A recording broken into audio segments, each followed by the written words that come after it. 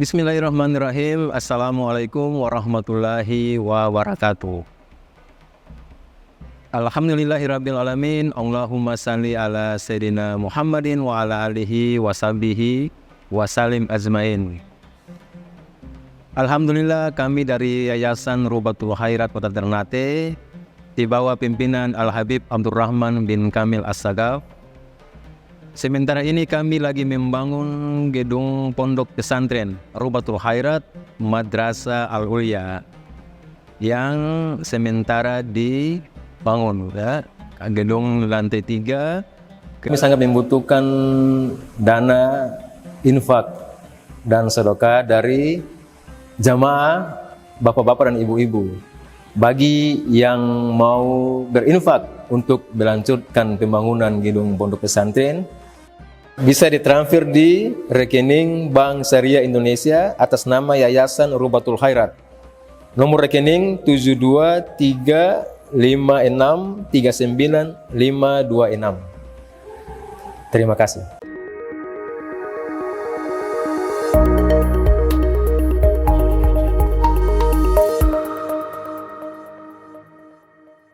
Ya, di zaman kita ini untuk terhubung kepada Nabi SAW itu sangat jauh. Sekarang berapa Hijriah? 1444. Nabi wafat 11 Hijriah. Jauh. Nah, maka salah satu cara al-ittisal, menghubungkan kita dengan Nabi atau mengkoneksikan kita dengan Nabi Muhammad SAW, yaitu lewat majlis-majlis ilmu, lewat ilmu dan lewat pembacaan Maulid Rasul. Makanya tugas ulama itu sebagai konektor, penghubung. Dia menghubungkan umat Islam di zaman sekarang terhubung dengan Nabi Muhammad SAW 1444 tahun yang lalu. Jangan sampai kosong, umur kosong, tidak ada penghubung, tidak terkoneksi dengan Nabi Muhammad, terus berharap dapat syafaat Nabi Muhammad. Ingin dekat dengan Nabi Muhammad tapi jauh daripada konektor yang menghubungkan Nabi Muhammad SAW dengan dirinya. Jangan sampai jadi unconnect, terputus. Nah, makanya ilmu itu jangan diremehkan. Ilmu agama itu adalah salah satu al-ittisal bainana wa baina Rasulillah. Ilmu itu penghubung. Walaupun kita hidup di zaman ini, tapi dengan ilmu agama itu secara tidak langsung kita sedang dikoneksikan oleh Allah Ta'ala diri kita dengan Nabi Muhammad. Termasuk ilmu bahasa Arab. Ini kan sekarang lagi belajar ilmu nahwu. Jangan remehkan ilmu nahwu itu. Semua ilmu Nabi Muhammad itu besar, tidak ada yang kecil. Nah, dikatakan ilmu bahasa Arab dulu di Hadramaut, Al-Habib Ali bin Muhammad Al-Habsyi buat majlis nahu. Pada waktu itu banyak ulama-ulama tersibukkan dengan ilmu-ilmu yang tinggi, ilmu tasawuf, ya, ilmu-ilmu ma'rifat, misalnya ilmu hakikat. Jarang, bahkan tidak ada waktu itu di zaman Al-Habib Ali bin Muhammad Al-Habsyi majlis nahu. Padahal dari sinilah ilmu yang mengantarkan kita bisa memahami Al-Quran dan hadis Nabi dan kutub al-ulama. Kita bisa mengenal Al-Quran dengan baik, mengenal hadis Nabi dengan baik, dan mengenal kitab-kitab para ulama dengan baik dan benar. Itu lewat ilmu nahwu, ilmu sorof dan perangkatnya, ilmu balaghah. Oleh sebab itu Al-Habib Ali bin Muhammad Al-Habsyi mengadakan majlis ilmu nahwu. Ja'a Zaidun, ra'aitu Zaidan, marartu bi Zaidin. Ya, telah datang si Zaid. Ya, saya melihat si Zaid, saya bertemu dengan si Zaid. Itu contoh-contoh ringan dari ilmu nahwu. Diadakan majlisnya. Sampai sekarang diajarkan di Ribat Al-Ilmi Syarif oleh turunannya di kota Seoul. Nah, di zaman itu beliau ajarkan ilmu nahwu ba'da subuh. Setelah itu diadakan majlis itu, banyak yang tanda kutip menganggap remeh. Kenapa harus belajar ilmu anak-anak? Ngajar orang-orang ja'a Zaidun, ra'aitu Zaidan, marartu bi Zaidin. Kita lain ilmu sudah tinggi. Para ulama pada waktu itu akhirnya bermimpi. Mereka bermimpi di kota Tarim ada rombongan orang lewat menuju ke arah kota Seun. Semuanya berpakaian putih. Di depannya ada sosok lelaki yang sangat tampan yang bercahaya wajahnya. Kemudian diikuti dengan jumlah yang sangat banyak orang lewat di kota Tarim. Salah satu dari ulama yang bermimpi itu, dia penasaran, ini mau kemana ini? Ditahanlah salah satu pemuda yang dia lihat paling tampan waktu itu di situ. Ditahan. Kalian mau kemana? Ini rombongan. Terus siapa lelaki yang di depan itu? Maka dijawab oleh pemuda itu. Dia mengatakan, kami mau ke majlis nahu, majlis ta'limnya Al-Habib Ali bin Muhammad Al-Habsyi di kota Seoul. Yang paling depan itu, yang paling tampan itu adalah Nabi Muhammad. Dan saya adalah Hasan bin Ali, cucunya Rasul SAW. Maka setelah itu mereka rame-rame datang belajar nahu kepada Al-Habib Ali bin Muhammad Al-Habsyi. Ya karena apa? Al-ittisal, dia sebagai konektor penghubung lewat ilmu Nabi Muhammad SAW. Ilmu nahu ini kan yang disusun pertama kali, yang menyusun pertama kali itu adalah Al-Imam Ali bin Abi Thalib lewat muridnya Abu Aswad Ad-Du'ali.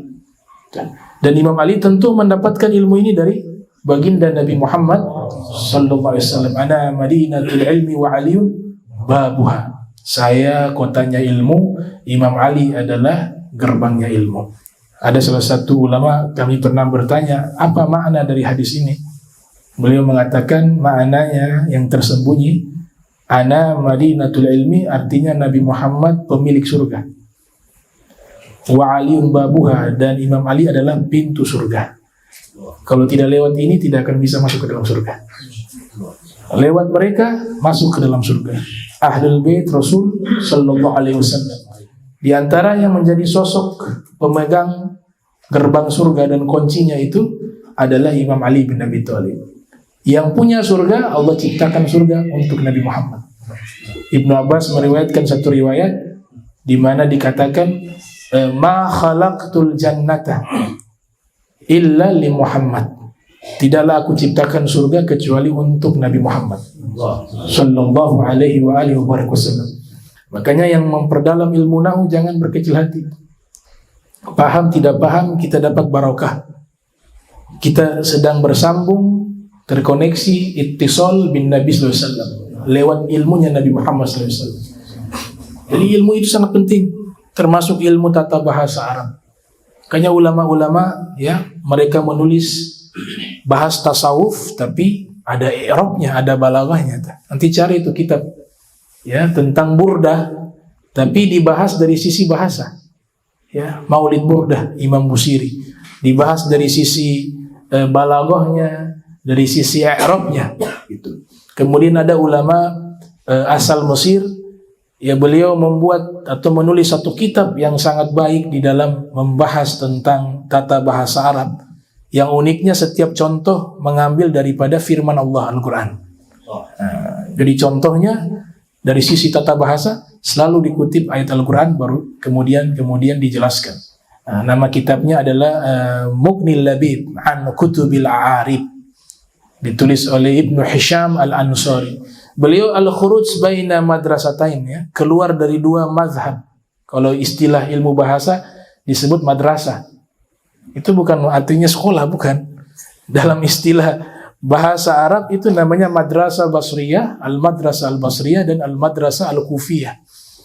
Al-madrasah al-basriyah itu yang menjadi tokoh utamanya, tokoh intelektualnya itu adalah Imam Sibawi. Kemudian al-madrasah al-kufiyah itu tokoh intelektualnya yang pertama adalah Imam Al-Kisai. Jadi Imam Kisai ini dua dia, ahli bahasa dan ahli qiraah. Kalau dalam ilmu al-qiraah as-sab'ah itu ada namanya qiraah al-Imam Kisai. Itu beliau sudah. Yang pakar bahasa itu beliau. Kemudian yang ahli qiraah juga beliau, al-Imam Kisai. Kalau qiraah Ibnu Katsir beda orang. Ada qiraah Ibnu Katsir, bukan Ibnu Katsir yang ahli tafsir yang lahir tahun 700 Hijriah. Beliau orang yang berbeda, tapi kalau Imam Al-Kisai orang yang sama. Tuh. Jadi Al-Madrasah Al-Basriyah, ya, tokohnya adalah Al-Imam Sibawayh. Bukan orang Arab, orang Persia asli. Tuh. Tapi jadi pakar bahasa Arab yang diakui. Bahkan dikatakan oleh ulama, seandainya ada nabi yang diutus untuk mengajar bahasa Arab, maka yang jadi nabinya Imam Sibawayh. Itu. Laukana, seandainya kitab mukjizatnya Imam Sibawayh itu beliau diangkat menjadi nabi, dan kitabnya yang menjadi mukjizatnya adalah kitab Al-Kitab. Nama kitabnya Al-Kitab. Ya, Al-Kitab karena tidak ada judul. Kemudian murid-muridnya yang menamakan Al-Kitab. Bukan Alkitab yang Nasrani, bukan. Alkitab dalam Nahu. Bahkan dikatakan Alkitab Ummul Kutub Al-Arabiyah. Ya, kalau Al-Quran Ummul Kutub As-Samawiyah. Kalau Al-Quran induknya kitab Samawi. Sedangkan Alkitabnya Imam Sibawayh itu induknya kitab bahasa Arab. Nah, jadi Al-Madrasah ada dua, ada Al-Madrasah Al-Basriyah, ada Al-Madrasah Al-Kufiyah. Nah, Al-Imam Ibnu Hisham Al-Ansari yang menulis kitab Mughnil Labib, beliau punya madrasah sendiri. Dalam kitabnya Mughnil Labib an Kutubil Arib, ta'adduban bil Quran. Ya, selalu beradab dengan Al-Quran. Contoh yang pertama Al-Quran. Kemudian dii'rabkan, dijelaskan dari sisi balaghahnya dan seterusnya. Nah, ini salah satu kitab yang sangat baik untuk dibaca dan dipelajari untuk memperdalam ilmu bahasa Arab. Dulu Said Muhammad bin Ali Al-Maliki, beliau punya salah satu pengajar di ribatnya beliau, dijuluki Imam Sibawayh fi hadzal zaman. Imam Sibawayh di zaman kita. Itu mengajar di ribatnya Abuya, Said Muhammad ibn Ali Al-Maliki. Namanya Syekh Abdullah Dardum. Nah, Syekh Abdullah Dardum. Beliau ini keturunan Indonesia, kalau tidak salah Sumatera, tapi sudah lama mukim di sana. Itu pakar di dalam tata bahasa Arab. Ada satu qudwah yang luar biasa, contoh atau teladan yang luar biasa. Beliau itu ketika mengajar ilmu nahu, ya, diminta oleh murid-muridnya Abuya, bahkan Abuya juga meminta, tapi beliau menolak awalnya. Diceritakan kenapa ditolak, ternyata semua yang beliau ajarkan dari ilmu bahasa itu harus biizni Rasulullah, harus ada dapat bisyarah, izin dari Nabi Muhammad SAW lewat mimpi. Ditawarkan cukup lama, beliau menolak. Akhirnya pada waktunya beliau menerima juga. Kemudian ditanya, wahai Syekh, kenapa baru sekarang diterima? Kita sudah tawarkan untuk mengajar sudah cukup lama. Kata beliau, baru sekarang ini saya dapat izin dari Nabi Muhammad. Maka beliau mengajar di ribatnya Abuya, Said Muhammad bin Al-Maliki. Ya, yang unik dari cara mengajar nahu beliau itu tidak suka contoh-contoh yang sifatnya tidak baik. Di buku-buku nahu biasanya contoh Doraba Zaidun Amran, Zaid memukul Amr. Nah, beliau ganti itu, Zaid memberikan hadiah kepada Amr. Jadi yang tidak baik contohnya diganti, yang semuanya isinya baik. Nah, kemudian beliau juga tiap kali mengajar itu selalu menguasai al-khilaf, ya, baina ahli lughat. Jadi perbedaan pendapat itu bukan hanya di dalam masalah fikih, ya, dalam masalah bahasa Arab juga ada khilafiyah. Itu. Bahkan ulama seperti Syekh Al-Ambari menulis kitab tentang masalah khilafiyah para ulama bahasa, ya, dari Al-Madrasah Basriyah, Al-Madrasah Kufiyah, dan Al-Madrasah Al-Misriyah, ya, yang ditokohi oleh Ibnu Hisham Al-Ansari. Ya. Jadi banyak perbedaan di situ. Bahkan dibahas dari sisi rahasia-rahasianya. Ya, semua huruf itu ada sir. Semua huruf, bahkan titiknya. Ya, ditulis jadi satu kitab berjudul Asrarul Arabiyah, rahasia bahasa Arab, oleh Syekh Al-Imam Al-Ambari, ya, beliau menulis juga kitab tersebut. Ada satu kitab namanya Kitab An-Nazarah, ya, tentang masalah bahasa Arab. Di situ ada riwayat tentang masalah bahasa Arab. Jadi dulu ada salah satu amir, ya, semacam gubernur yang ada di Mesir. Ini cabang daripada Daulah Al-Uthmaniyah di Turki. Jadi dulu kan Daulah Uthmaniyah ini menguasai ini banyak wilayah termasuk Mesir. Salah satu gubernurnya namanya Al-Amir Daud Basha. Al-Amir Daud Basha. Nah, jadi ingin memperdalam bahasa Arab, mau belajar bahasa Arab, diundanglah salah satu ulama yang pakar di bidang bahasa Arab mengajar beliau bahasa Arab. Ternyata ketika mengajar bahasa Arab, contoh awal kan ja'a Zaidun doroba Zaidun Amran, ini paling banyak nih.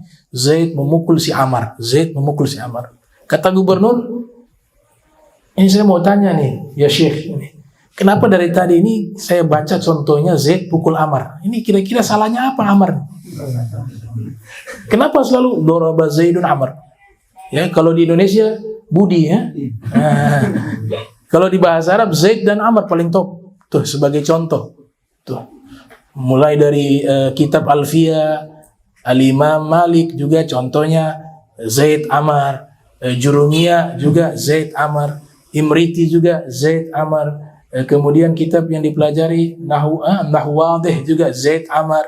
Bahkan di kitabnya Ibnu Hisham langsung itu Zaid Amr. Sudah dari dulu terkenal sudah. Contohnya Zaid Amr. Sama ke Indonesia Budi, ya, Ibu Budi telah pergi pasar dan seterusnya. Nah, ini kritis nih gubernur. Dia tanya ke ahli bahasa Arab itu yang mengajar bahasa Arab kepadanya. Yang saya mau tanya nih, kenapa ini Zaid selalu memukul Amr? Apa salahnya Amr? Kata ulama itu, ini contoh saja. Ini takut gubernur nih. Contoh, beliau marah. Ya, contoh ini pasti ada historisnya, sejarahnya apa ini? Kenapa tidak Amr atau orang lain saja? Kenapa Amr saja yang jadi korban? Kata ulama itu, ya contohnya dari dulu begitu. Oh, marah dia. Masuk penjara. Saya masuk penjara. Cari lagi guru yang lain. Datang lagi guru lagi bahasa Arab, ngajar lagi. Ternyata bawa kitab yang berbeda, contohnya juga sama. Doroba Zaidun Amr. Saya mau tanya ini. Kenapa Amr selalu dipukul Zaid? Salahnya apa? Dia bilang ini contoh. Oh sudah, masuk lagi. Jelaskan nggak bisa masuk. Akhirnya banyak ulama masuk penjara gara-gara masalah ini. Dapat informasi ada pakar bahasa Arab di Irak. Memang pusatnya di sana karena Imam Sibawih di sana, Imam Kisai juga di sana di Irak, di Basra dan Kufa. Nah, maka ada dapat informasi salah satu pakar bahasa Arab tinggal di Irak. Kata Daud Basha, panggil dia ke Mesir. Pakar bahasa Arab nomor 1 di zaman itu. Datang beliau. Nah, mengajar. Pas mengajar sampai dicontoh. Doroba Zaidun Amr. Zaid telah memukul si Amr.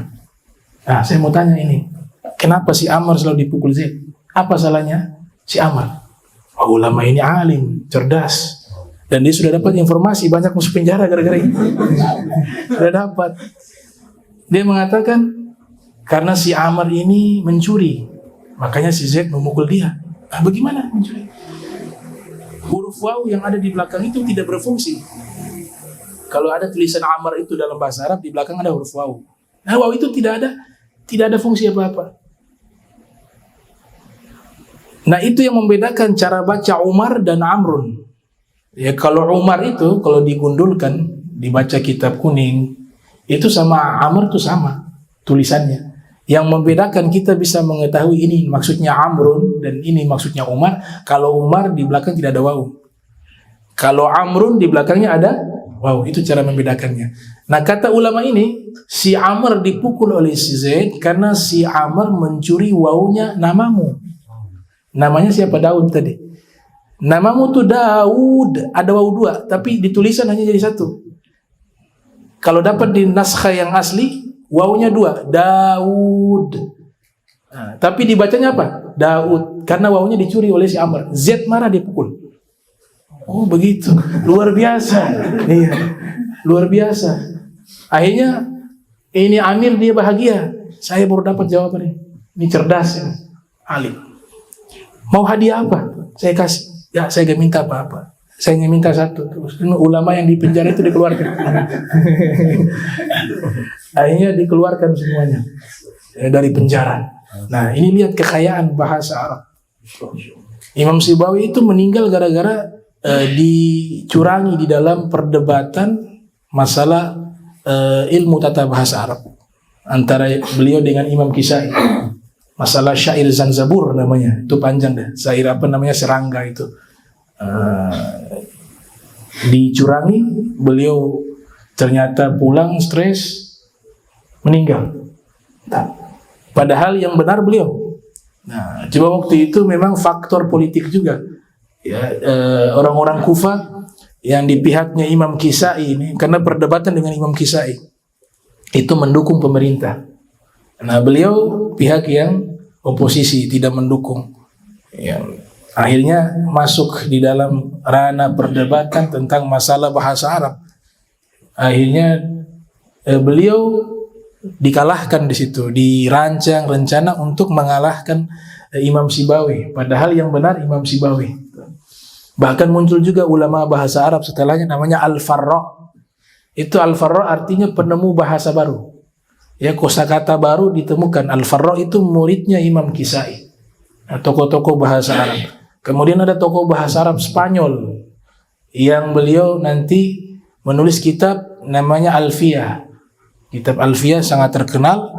Itu beliau mukim di Spanyol, nanti hijrah ke Damaskus, bertemu dengan Imam Nawawi. Ya, makanya di situ ada satu paragraf atau satu bait yang contohnya itu dikatakan rojulun solihun. Itu yang dimaksud Imam Nawawi. Nah, Imam Nawawi juga menulis kitab tentang bertemakan bahasa dan sejarah, berjudul Tahdzibul Asma'i wal Lugat. Ya, Tahdzibul Asma'i wal Lugat. Nah ini jadi bahasa Arab itu al-ittisal, dia menyambungkan kita dengan Nabi Muhammad SAW. Karena itu ilmunya Rasul. Itu firman Al-Quran menggunakan bahasa Arab. Allah sudah pilih dari seleksi sekian bahasa, ini yang bahasa yang cocok menerjemahkan firman Allah itu bahasa Arab. Inna anzalna Al-Quran, ya, Inna anzalna Al-Quran Arabiyah. Itu di dalam tafsir dikatakan begitu. Ada ayat juga yang semisal dengan itu. Ya, kami turunkan Al-Quran menggunakan bahasa Arab. Itu bahkan ditafsirkan oleh Imam Ad-Dhabi. Imam Ad-Dhabi itu ya menafsirkan firman Allah Ta'ala ketika Allah mengajarkan Nabi Adam, wa'allama Adam al-asma'a kullaha, dia Allah mengajarkan kepada Nabi Adam seluruh nama-nama, itu beliau tafsirkan yaitu bahasa. Diajarkan kepada Nabi Adam bahasa, dan bahasa yang paling induk itu adalah al-lughah Arabiyah. Itu. Di Oxford di Inggris itu ada fakultas namanya The Mother of Language, induk dari bahasa. Jadi semua bahasa dunia itu dia bersumber dari bahasa Arab. Ternyata induk dari semua bahasa atau ibunya bahasa Arab. Bahkan ada ulama mengatakan dialog pertama ketika Nabi Adam di dunia ini berbicara itu menggunakan bahasa Arab. Itu terbukti dengan korelasi di dalam firman di surat Ar-Rahman. Ar-Rahman 'allamal Qur'an wa 'allamahul bayan. Ya. Allamahul Quran, allamal Quran, dia mengajarkan Al-Quran kepada Nabi Muhammad. Al-Quran bahasa Arab. Wa allamahul bayan, dan dia mengajarkan Nabi Adam bahasa Al-Quran, bahasa Arab. Mengajarkan kepada Nabi Muhammad Al-Quran, dan Allah mengajarkan kepada Nabi Adam bayan al-alsinah atau al-lughat fit tafsir. Dalam kitab tafsir, al-bayan maknanya bahasa-bahasa. Waw atofnya kepada Al-Quran. Berarti Allah ajarkan kepada Nabi Adam pertama kali bahasa Al-Quran. Bahasa Al-Quran bahasa apa? Bahasa Arab. Itu konektor di antara dua penghubung tersebut. Waw atof menghubungkan makna bahasa Al-Quran yang diajarkan Allah kepada Nabi Adam, yaitu bahasa Arab pertama kali. Nah, terkait dengan bahasa Arab, para ulama tafsir ini hukumnya wajib. Para fuqaha, ahli fikih, al-mufassirun, al-muhaddithun. Ini semua ulama ini yang mereka sudah sampai maqamat mujtahidin, ya maqam para mujtahid. Salah satu syaratnya itu syarat wajib, yaitu at-tabahhur fi ilmi lughat. Mereka mendalam di dalam ilmu bahasa Arab. Jadi para mujtahid itu walaupun yang tiga ini keturunan Arab, yang satu tidak. Yang 4 mazhab, mulai dari mazhab Hanafi, Imam Abu Hanifah, beliau bukan orang Arab, orang Persia. Yang kedua, Al-Imam Malik, asli orang Arab. Al-Imam Syafi'i, asli orang Arab. Al-Imam Ahmad juga asli orang Arab. Satu saja yang non-Arab, Imam Abu Hanifah. Tapi syarat untuk menguasai bahasa Arab berlaku kepada semua. Termasuk Imam Abu Hanifah ini pakar di dalam bidang bahasa Arab. Imam Syafi'i juga begitu. Bahkan Imam Syafi'i itu kalau bukan jadi ahli fikih, jadi pakar bahasa Arab nomor 1. Salah satu tokoh namanya Ibnu Hisham juga di Mesir. Ya, bahkan Imam Hatim Al-Asam itu dikenal sebagai ulama-ulama pakar bahasa Arab. Tapi ketika bertemu dengan Imam Syafi'i, itu syair-syair karangan mereka itu dikoreksi oleh Imam Syafi'i. Sampai Ibnu Hisham itu mengatakan, seandainya engkau tidak sibuk di dalam ilmu fikih, maka tentu engkaulah seorang ulama pakar bahasa Arab nomor 1 di dunia. Itu Imam Syafi'i. Imam Syafi'i belajar bahasa Arab langsung kepada Bani Huzail. Ada satu suku yang masih asli berdialog menggunakan bahasa yang original, bahasa yang sesuai dengan gramatika yang benar. Itu satu suku namanya Bani Huzail. Imam Syafi'i belajar studi langsung, tinggal di situ, memperdalam ilmu bahasa Arab. Bahkan begitu luasnya ilmu bahasa Arab, katasinya itu bisa ratusan kosakata. Salah satu pakar bahasa Arab, seorang wanita itu diceritakan oleh Sayyid Muhammad Murtada Az-Zabidi yang menulis kamus 40 jilid, kamus bahasa Arab, berjudul Tajul Arus min Jawahiril Qamus. Itu ada seorang wanita saking pakar dia bahasa Arab, dari batu dipukul ada kosakatanya ini, dipukul lagi batu kecil kosakatanya, sampai tidak ada bentuk, itu kosakatanya ada semua. Bahkan setiap rambut itu punya nama di dalam bahasa Arab. Rambut ini namanya apa, itu semuanya ada. Mantan mufti Mesir, Syekh Ali Jum'ah, dulu sering mendengar radio, orang sering mengajar ceramah lewat radio. Nah, kemudian di radio itu membahas kitab berjudul Tajul A'ros atau Tajul Arus li Tahdzibin Nufus. Judulnya Tajul Arus li Tahdzibin Nufus, karangan Ibnu Athaillah Sakandari. Nah, beliau tuh ikuti di radio, oh ini kitab bagus nih, Tajul Arus li Tahdzibin Nufus. Tapi dihafal bagian awal tuh, Tajul Arus.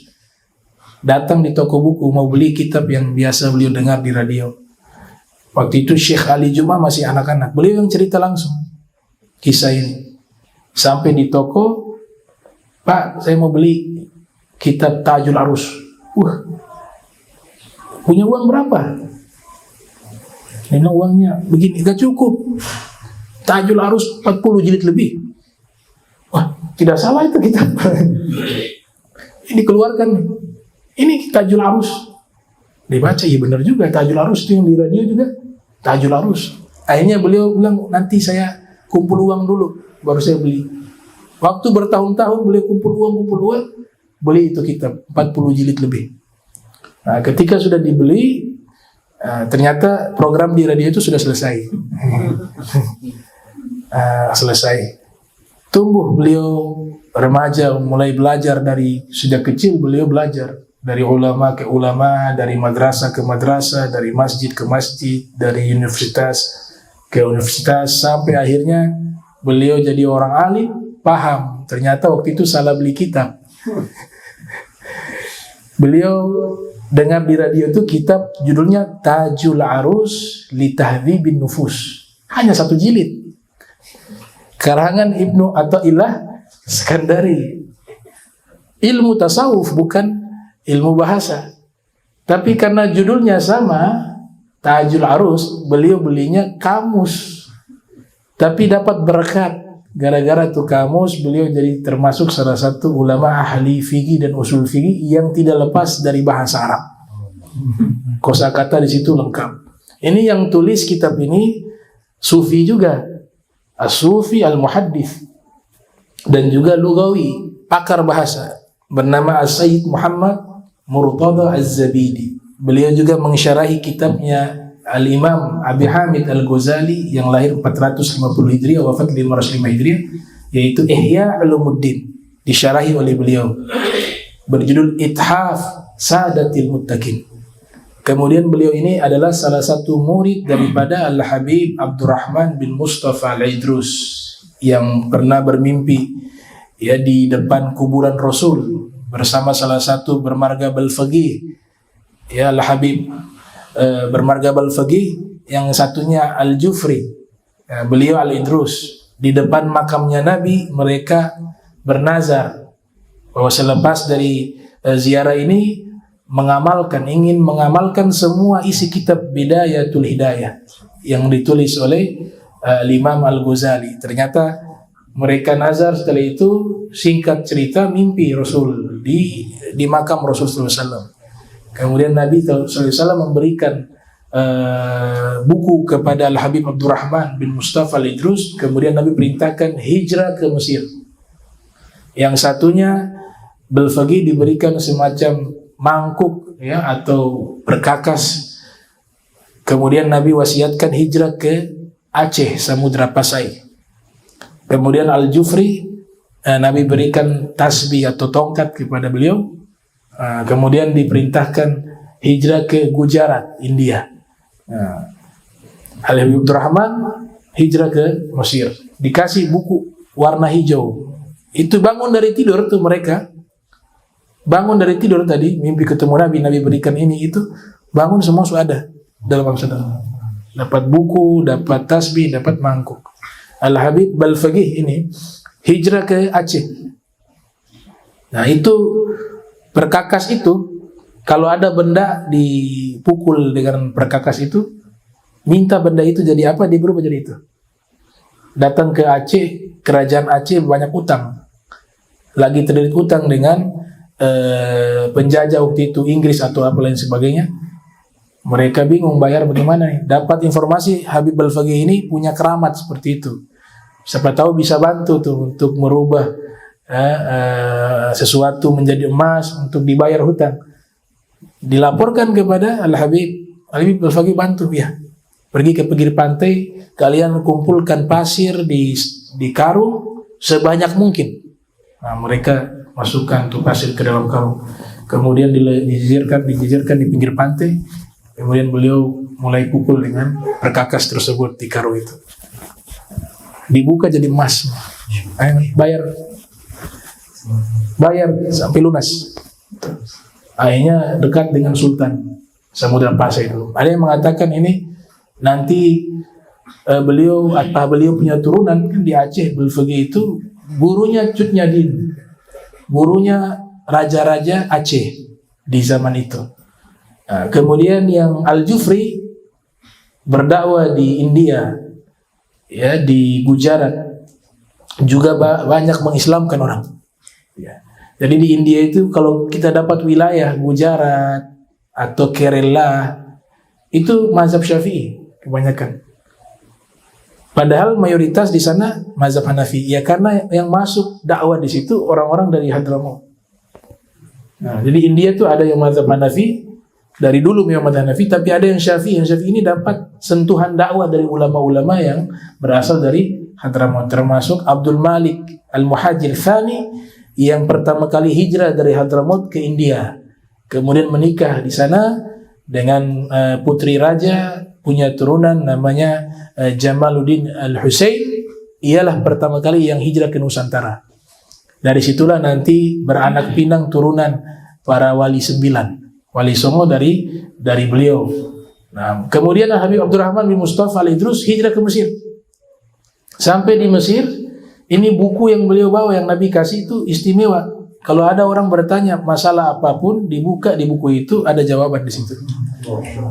Nah, buku itu tidak ada tulisan. Nanti dibuka, kalau ada yang bertanya dibuka, baru ada muncul tulisan, jawabannya ada. Nah, buku itu kalau masih ada bagus, mau beli. Ya, sampai di Mesir, ternyata datang masuk di satu masjid, lagi ada konferensi ulama. Pas tiba waktu sholat, nah, semuanya nih, semua yang masuk di masjid itu ulama semua.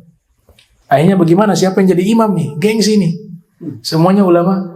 Dibuatlah pengumuman yang berhak jadi imam yang bisa menjelaskan berapa ratus sunnah sholat itu. Ratusan sunnah sholat, siapa yang bisa jelaskan, dia berhak jadi imam. Nah, waktu itu tidak ada yang berani itu. Al-Habib Abdurrahman bin Mustafa buka tuh di buku. Nah, tapi dikasih konektor penghubung, beliau saja kalau lihat langsung terhafal. Dibuka, oh dapat sunnah nih. Saya bisa jelaskan. Dijelaskan, ditungguin tuh berapa ratus sunnah sholat begini, dari takbiratul ihram sampai salam. Sunnah-sunnahnya tuh dijelaskan. Oh ini sudah. Jadi imam. Beliau jadi imam. Nah, di saat itulah beliau kemudian dikenal. Setiap ada masalah, mereka bertanya. Beliau tinggal buka saja buku. Oh, jawabannya sudah ada, dijawab. Tapi beliau orang alim. Itu. Kami punya kitabnya tentang Manaqib Ahlul Bait Rasul sallallahu alaihi wasallam, ya. Kitab yang diajarkan oleh Al-Habib Abu Bakar. Iqdul Jawahir nama kitabnya. Itu karangan beliau tentang Manaqib Ahlul Bait Rasul sallallahu alaihi wasallam. Nah, ini gurunya nih, muridnya tadi tuh. As-Sayyid Muhammad Murtada Az-Zabidi. Antum kalau baca kitab mereka nikmat.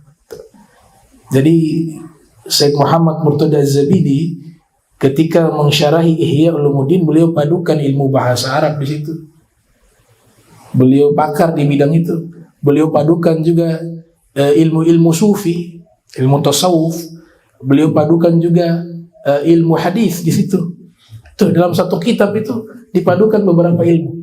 Yang uniknya, ya, Imam Ghazali punya kitab Ihya Ulumuddin itu. Dulu kan di takhrij, istilah dalam ilmu hadis takhrij. Jadi hadis yang ada di dalam kitab Ihya itu tidak ada rawahu siapa, tidak ada. Maka ulama-ulama mau cari tahu nih, ini hadis ini sumbernya di kitab mana nih? Tentu merujuk kepada yang paling utama kutubus sittah tuh. Mulai Sahih Bukhari, Sahih Muslim, Sunan Abi Daud, Sunan An-Nasai, Sunan Tirmidzi, Sunan Ibn Majah, dan kitab-kitab lainnya seperti Musnad At-Tayalisi, Abi Daud At-Tayalisi, Musnad Firdaus, kemudian ada juga Musnaf Abdul Razak As-Sun'ani, kitab-kitab hadis yang masyhur. Itu tidak ada rujukannya. Kitab takhrij menjelaskan, oh ini sumbernya dari sini, oh ini kitabnya ada di hadis ini, ada di kitab ini. Nah, itu namanya kitab mustakhraj atau dikenal kitabut takhrij. Ada dua ulama besar. Ini membuktikan bahwa Imam Ghazali ini punya ilmunya luar biasa. Ya, kadang-kadang melampaui ilmunya orang. Bahkan melampaui ilmunya zaman. Orang-orang di zaman depan itu beliau lampaui itu. Kayaknya Az-Zahabi mengatakan ujubatuz zaman dalam kitab Syiaru A'lamin Nubala. Ini Imam Ghazali keajaiban zaman. Ya, makhluk yang kayak begini ini langka. Ada dua tokoh ulama besar mentakhrij kitab Ihya Ulumuddin. Yang pertama Al-Iraqi. Yang lebih tua lagi Ibnu Zawzi Al-Baghdadi. Lahir 510 Hijriah, wafat 590 Hijriah. Nama kitabnya itu kalau Ibnu Zawzi Al-Baghdadi Minhajul Qasidin. Minhajul Qasidin. Mentakhrij Ihya Ulumuddin. Di situ beliau banyak mengatakan ini hadis la asla lahu lam ajid, la asla lahu lam ajid. Ini hadis tidak ada asalnya, tidak ada sumbernya, atau saya tidak tahu sumbernya di mana. Itu banyak sekali hadis dikatakan begitu oleh Ibnu Zawzi Al-Baghdadi Al-Hambali, ya, lahir 510, wafat 597 Hijriah. Tuh, bahkan ada satu statement yang kurang lebih menyudutkan Imam Ghazali di situ. yang dimana dikatakan Imam Ghazali ini kalau diumpamakan seperti tukang kayu yang mencari kayu bakar di hutan di malam yang gelap dan tidak membawa pelita penerang, sehingga tidak bisa membedakan mana kayu yang masih bagus, mana kayu yang tidak bagus. Artinya kurang lebih maknanya Imam Ghazali ini hanya main comot hadis, tapi tidak seleksi dulu yang mana hadis yang bagus untuk dimasukkan. Maknanya ke situ. Ya, ini antara ulama ya, jangan kita yang coba-coba kritik-kritik semua. Ya, ma bainas sama wal ard. Itu di kitab Minhajul Qasidin itu. Ternyata banyak sekali beliau mengatakan la asla lahu lam ajid. Saya tidak dapat sumbernya, saya tidak tahu sumbernya itu. Kemudian ulama kedua yang mentakhrij adalah Al-Imam Al-Iraqi. Al-Imam Al-Iraqi ini gurunya Ibnu Hajar Al-Asqalani. Kitabnya tentang Hamlul Asfar, itu mentakhrij Ihya Ulumuddin. Dan saya pernah baca ini, ya bukan hanya ngomong, pernah baca Hamlul Asfar. Sama juga hadis-hadis Al-Imam Al-Iraqi mengatakan, oh ini saya belum tahu sumbernya. Cuma Al-Imam Al-Iraqi pernyataannya, statementnya itu masih lebih halus, ya, lebih halus, dan bahkan beliau menulis kitab tentang keutamaan kitab Ihya Ulumuddin. Keutamaan kitab Ihya Ulumuddin. Nah, setelah masa yang lama, lahirlah ini As-Sayyid Muhammad Murtada Az-Zabidi, Al-Muhaddis, As-Sufi, ya, kemudian min Ahlil Bait Rasul. Beliau pakar di bidang hadis, seorang sufi. Hadis-hadis yang dahulu dikatakan tidak ada asalnya, tidak ada sumbernya, beliau temukan. Oh, ini yang tidak ada sumbernya ada di sini. Ini tidak ada asalnya ada di sini. Dijelaskan satu persatu. Artinya apa? Imam Ghazali di zaman itu, orang-orang dari kalangan ulama, baik ahli fikih, ahli hadis, banyak kekurangan referensi. Ya.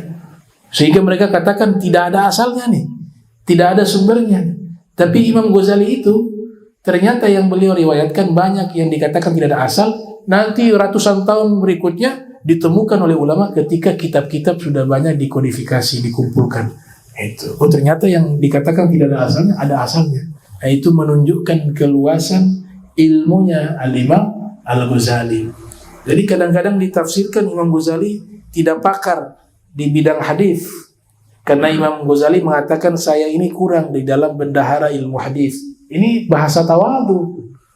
Bukan dia maknai beliau itu tidak ahli hadis. Loh, buktinya beliau masih anak-anak waktu belajar, itu ada kitab-kitab catatan beliau itu tentang ilmu hadis, riwayatan wa dirayatan. Itu masih awal-awal belajar tuh. Di akhir umurnya itu beliau memegang kitab Sahihul Bukhari, bisa jadi mau mensyarahkan.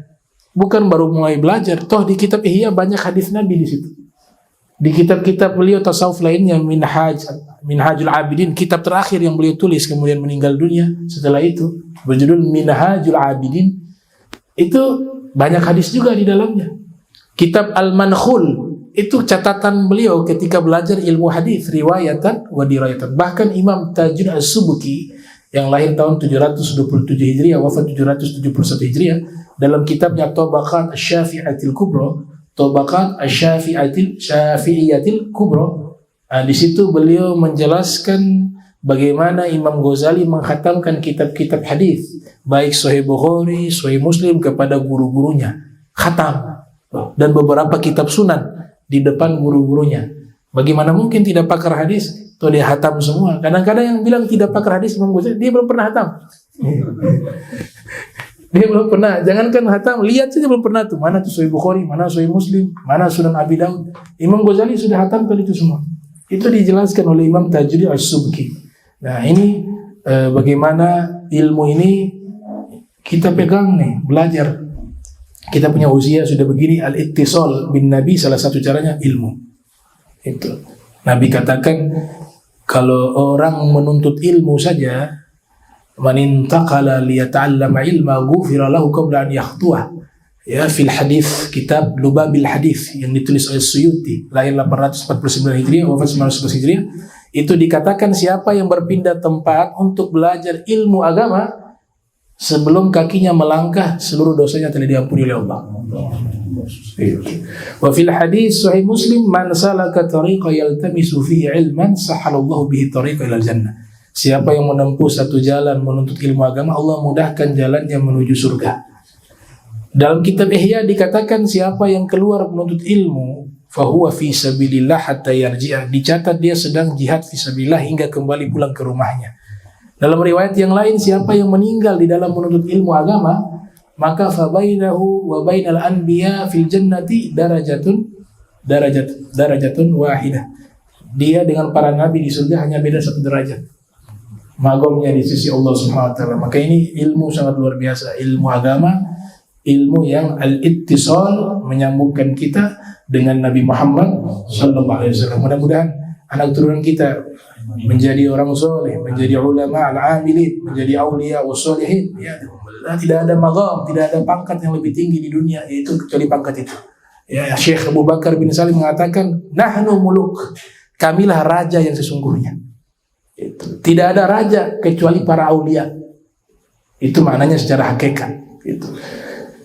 Kami raja yang sesungguhnya. Ibrahim bin Adham mengatakan, seandainya ini mantan raja nih, mantan raja kenal tuh, Allah kasih hidayah, jadi seorang sufi, kenal hakikat, kenal nih tujuan hidup, kenal Nabi Muhammad sallallahu alaihi wasallam, dia wakafkan kerajaannya jadi sufi. Ibrahim bin Adham, dia katakan apa? Seandainya para raja itu mengetahui nikmat yang saat ini kami rasakan, maka mereka semua akan mendatangi kami, memerangi kami untuk mengambil nikmat tersebut.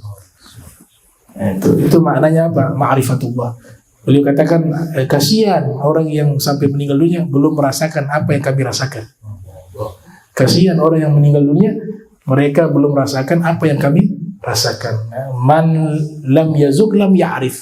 Siapa yang tidak pernah rasa tidak akan tahu. Jadi kalau ma'rifat itu rasa, bukan ilmu. Ya, ma'rifat itu rasa, anugerah yang Allah berikan kepada hamba-hamba yang Allah cintai, yang mereka istiqamah fi ta'ah wa fil ibadah wa tazkiyatun nufus wal qulub wal arwah wal ajsad. Ya, mereka sucikan jiwa, hati mereka, raga mereka, konsentrasi mereka, pikiran mereka, ruh mereka hanya kepada menuju Allah Ta'ala dan Nabi Muhammad SAW. Maka diberikan itu kenikmatan. Jadi ma'rifat gak bisa dipelajari, gak bisa diraih dengan wirid, mujahadah, gak bisa. Tapi itu hanya perantara, wasilah. Nah, wiridnya orang berilmu itu adalah belajar. Ya, wiridnya orang berilmu adalah belajar. Penuntut ilmu, wiridnya adalah belajar. Ini kata seorang muhaddis di Suriah, namanya Nuruddin Ittir. Nuruddin Ittir mengarang kitab Manhajun Naqdi fi Ulumil Hadis. Itu kitab ajib tentang studi kritis ulumul hadis. Di situ beliau mengatakan wirdu talibil ilmi ilmuhu. Wirdu talibil ilmi ilmu. Wiridnya penuntut ilmu adalah ilmunya. Itu. Lagi proses belajar, jangan terlalu banyak baca wirid. Baca kitab-kitab. Itu sudah hitung tasbih juga, sudah hitung zikir juga, sudah hitung wirid juga di dalam membaca buku-buku ilmu agama Islam.